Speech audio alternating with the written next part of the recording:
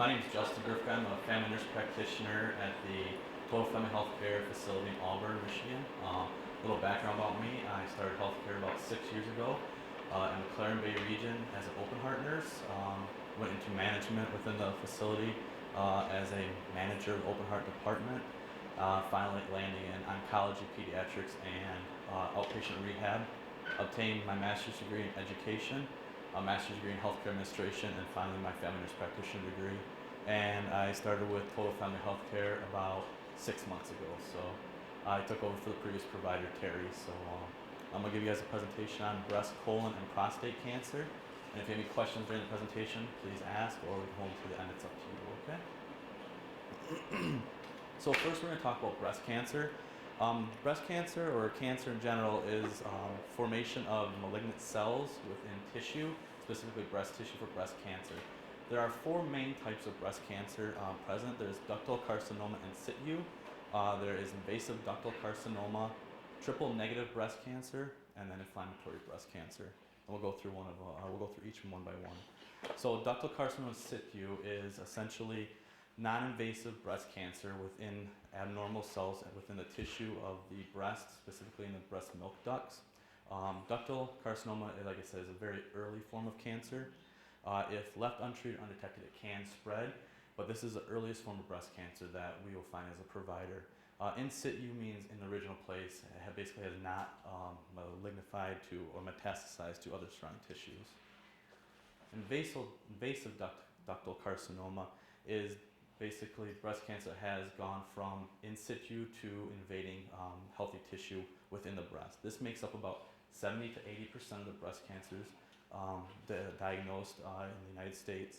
And it is also the most common type of breast cancer that can affect men. This is a breast cancer that you will normally find as a lump or nodule within the breast. Also, form of breast cancer is mostly detected using mammogram. Triple negative breast cancer is not necessarily a rare breast cancer, but it's a very threatening breast cancer because it is unresponsive to estrogen, progesterone, and HER2 gene therapy. What that means is we normally use progesterone, estrogen, and other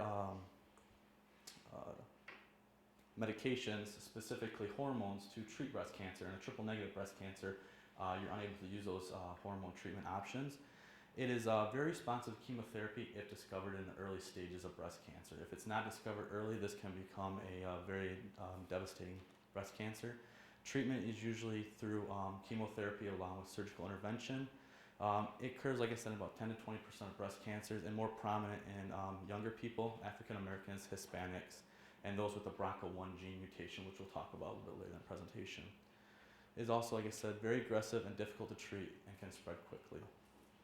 Inflammatory breast cancer is breast cancer that you can see on top of the skin. So it's a fast-growing breast cancer that infiltrates the skin and lymph vessels and the tissue of the breast. There's really no distinct tumor or lump, but many times patients will present with an itching red spot on their breast, a nipple that has become inverted, or a funny lesion on the breast that looks like an orange peel. Those types of appearances we usually think of as inflammatory breast cancer. Usually diagnosed early, and you can usually be diagnosed by the symptomology that the patient presents with. It is rapid growing, and it does require local and systemic treatment. So a local biopsy, removal of that area, and then, like I said, systemic treatments with either hormone replacement therapy or hormone therapy and or chemotherapy. So early detection is the key to successful treatment. Women should perform monthly breast self-exams, and we'll go over how to perform those appropriately. 40% of all diagnosed breast cancers in the form of a lump is discovered by the patient and usually brought to the primary care provider's attention during an exam. So how do you perform a self-breast exam? There's three components of a self-breast exam that need to be completed. The first is usually done once a month while in the shower.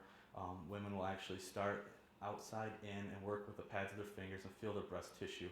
If you discover any lumps or abnormalities, usually we say wait 1 week, repeat the exam. If that lump is still there or has changed, then contact your primary care provider. You also want to look and ensure that there's no abnormalities in the tissue or the skin on top of the breast as well. Second is actually do a visual inspection of the breast. Most women will bend over in front of the mirror and then also raise their hands It is abnormal to have two symmetrical breasts. Normally one is larger than the other or one hangs farther than the other.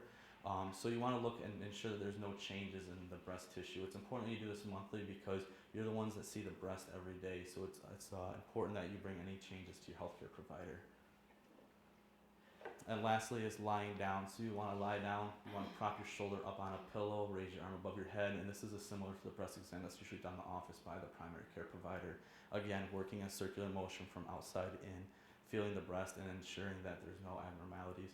You also want to kind of go up into the armpit area, that's called the tail of Spence. It's also part of the breast tissue, and if found a lump, usually they will investigate further up because your lymphatic chain goes up into that area. If a lump or a mass is identified, or if you're above age 40, a usual routine mammogram is completed. Mammograms are a special x-ray that is used to look within the tissue of the breast. They are digital and they are much more comfortable than they have been in the past. Mammograms can be performed on men as well if they do find a suspicious lump or mass. They are covered by most insurance for women age 40 and over. Once you reach age 65 or fall into the Medicare healthcare guidelines, they will pay for a mammogram every 2 years, depending on your secondary insurance, will whether or not cover every year. If a mass is suspected on mammogram or a density is discovered within the tissue, then we will usually do an ultrasound of that breast. And then needle biopsy if needed. Another form of detection, and this is kind of new within the last 10 to 15 years, is what's called BRCA testing, BRCA1 and BRCA2, are genes that predispose, I should say we're predisposed, but show an increased risk for women to develop breast cancer and man. BRCA1 is breast specific, BRCA2 is ovarian specific. Normally the genetic testing is done if you have 2 or more first relatives who are females that have tested positive or have come back with breast cancer. There has been a lot of debate on whether or not it should be done for everybody. And if you do choose to have testing done with the BRCA gene testing, there are some genetic counselors within the area, Saginaw and Midland, who we usually send our patients to, because if the testing does come back positive, there's some choices that have to be made. Just because you do test positive for BRCA1 or BRCA2 does not mean you're going to develop breast cancer, but it does put you at an increased risk. And that risk is 55 to 56%, and 45% with BRCA2 will have some type of cancer by age 70. So it is pretty specific. So treatment, surgery is usually the number one treatment, which would be a mastectomy, either unilateral or bilateral, meaning removal of one or both breasts and tissue. Chemotherapy is another choice. It's usually used in combination with surgical intervention. Radiation therapy, if there's a small nodule or dense node that does not test positive for any of the estrogen receptors, you can use radiation therapy to try to target that area. Unfortunately, radiation brings in a lot more complications, including burns. And then targeted therapy, like we said before, using hormone drugs to try to shrink the size of the breast cancer mass and prepare you for surgery.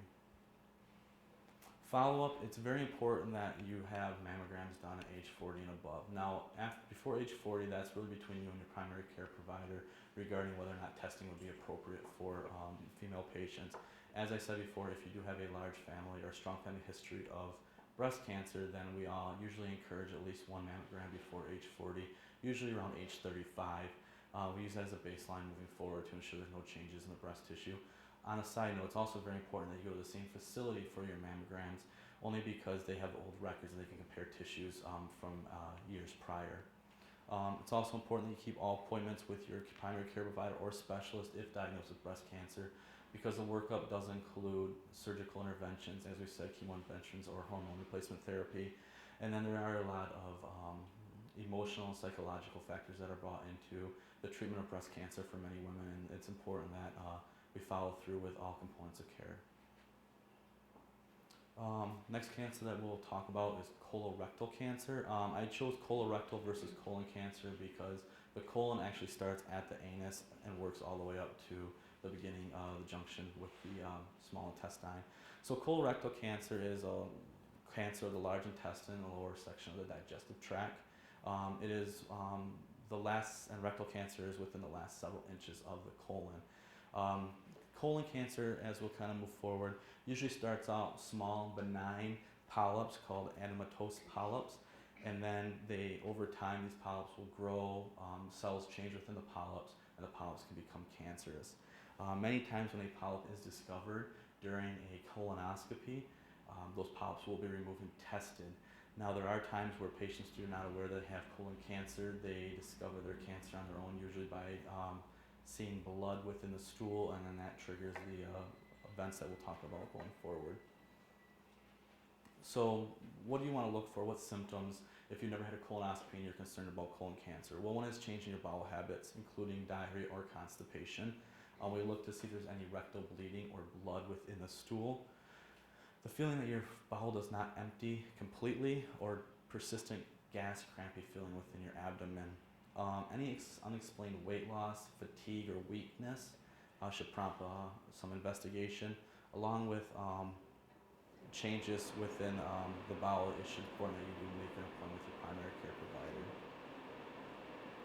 So there are some early detection devices that we use for when looking for colon cancer on the primary care side. One is called the GUIAC-based fecal occult blood test. And this is a test that you can do within your home. We take samples from stool at different areas within the stool, and we look for blood. If blood does come back positive within this test, then it prompts a colonoscopy or sigmoidoscopy.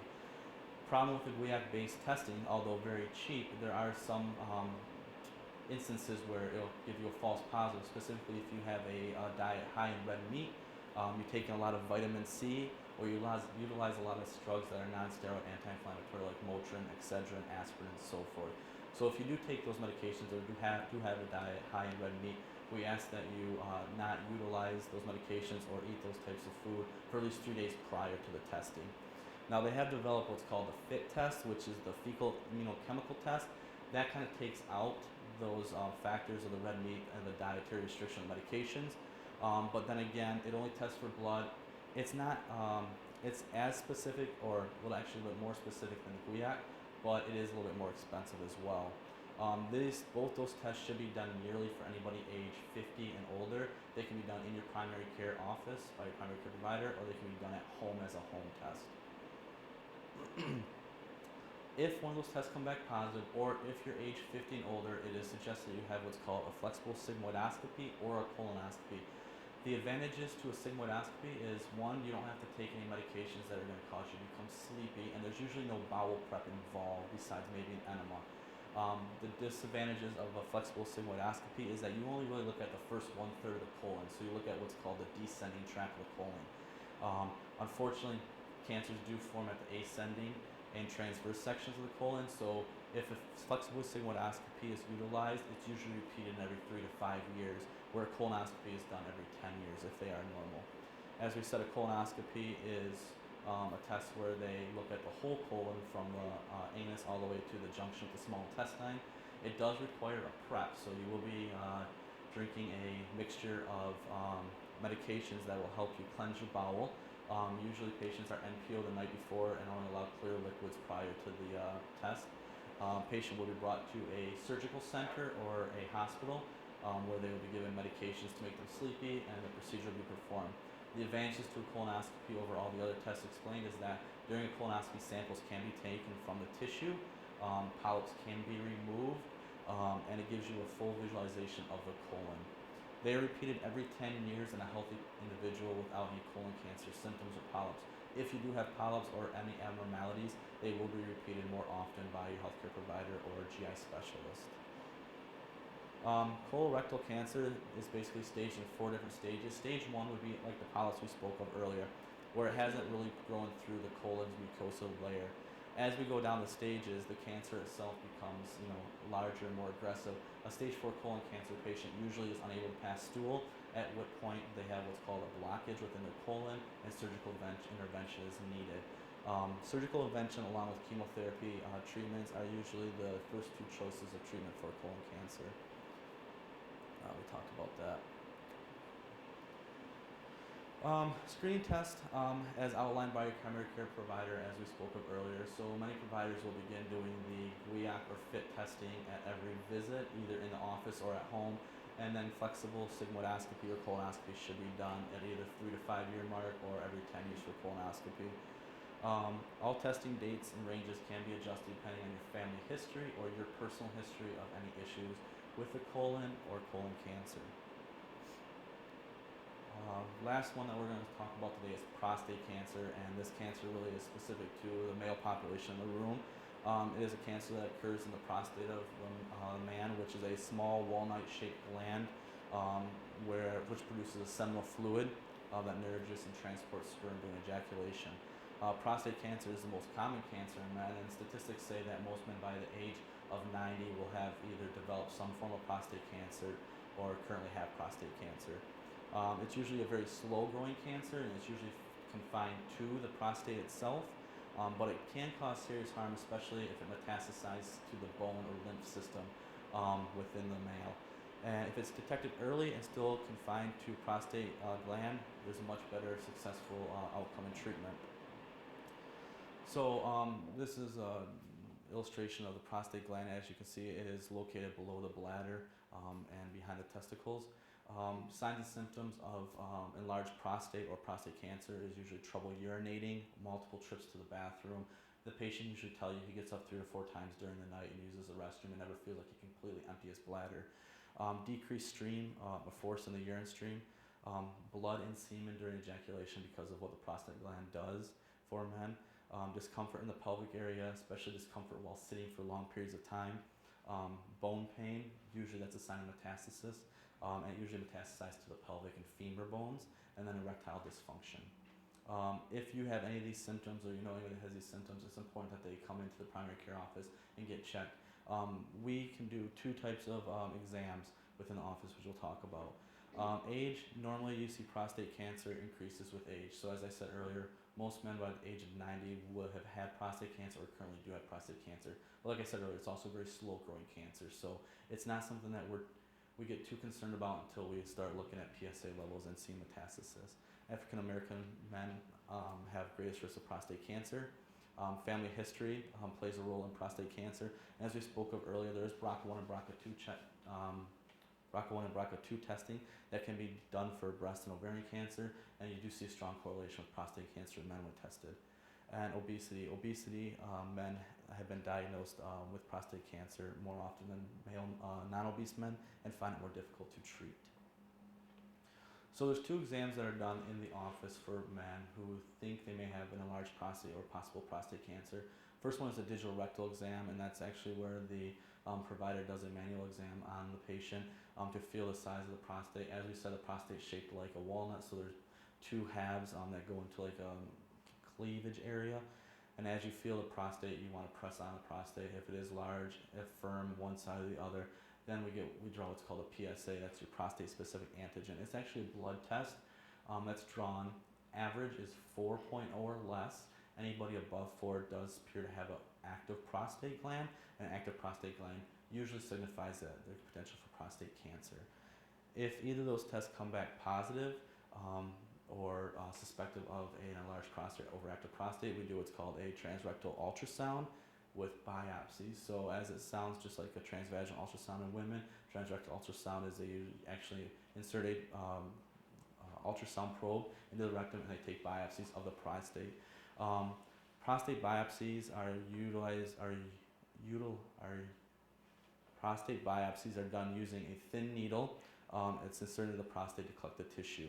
Tissue is analyzed within the lab to determine whether or not there are prostate cancer cells present or not. Again, with staging of the prostate, stage 1 is where it's very early and confined to the prostate. There are many times where treatment's not even offered to patients. And I say offered, the fact that the treatment risks outweigh the benefits on a stage 1 prostate cancer patient. Stage 2 is where it becomes more aggressive. Prostate has gotten larger and may include urination or issues with ejaculation. And then stage 3 and stage 4 is where the prostate has actually transferred outside the prostate gland itself into surrounding tissue metastasized, at which point treatment is an option for most patients. Now, treatment, there's multiple different treatments. As I said earlier, early stages of prostate cancer, there's usually no treatment because the risks outweigh the benefits.